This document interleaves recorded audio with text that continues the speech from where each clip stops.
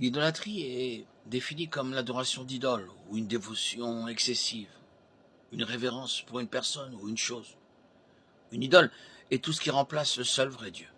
La forme d'idolâtrie la plus répandue à l'époque biblique était l'adoration d'images censées incarner diverses divinités païennes. Dès le début, l'alliance de Dieu avec Israël était fondée sur l'adoration exclusive de Dieu seul, Exode 23, Deutéronome 5, 7.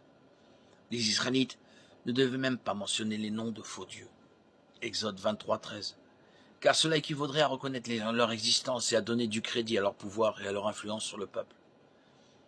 Il a été interdit à Israël de se marier avec des personnes d'autres cultures qui embrassaient de faux dieux, car Dieu savait que cela conduirait à un compromis.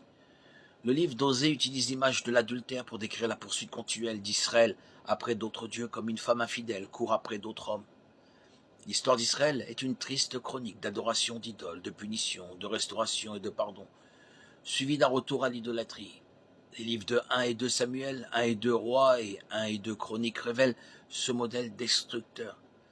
Les prophètes de l'Ancien Testament ont prophétisé sans cesse des conséquences désastreuses pour Israël s'il continue à pratiquer l'idolâtrie. La plupart du temps, on les ignora jusqu'à ce qu'il soit trop tard et que la colère de Dieu contre l'adoration des idoles se déverse sur la nation. Mais notre Dieu est miséricordieux et il n'a jamais manqué de leur pardonner et de les restaurer lorsqu'ils se repentaient et recherchaient son pardon. En réalité, les idoles sont des blocs de pierre ou de bois impuissants, et leur pouvoir n'existe que dans l'esprit des adorateurs. L'idole du dieu Dagon fut renversée 2 fois par Dieu pour montrer aux Philistins qui était Dieu et qui ne l'était pas. 1 Samuel 5, 1, 5. La lutte entre Dieu et son prophète Élie et les 450 prophètes de Baal sur le mont Carmel est un exemple dramatique de la puissance du vrai Dieu et de l'impuissance des faux dieux. 1 Roi 18, 19, 40. Le témoignage des Écritures est que Dieu seul est digne d'adoration. L'adoration des idoles prive Dieu de la gloire qui lui revient de droit, et c'est quelque chose qu'il ne tolérera pas. Ésaïe 42, 8.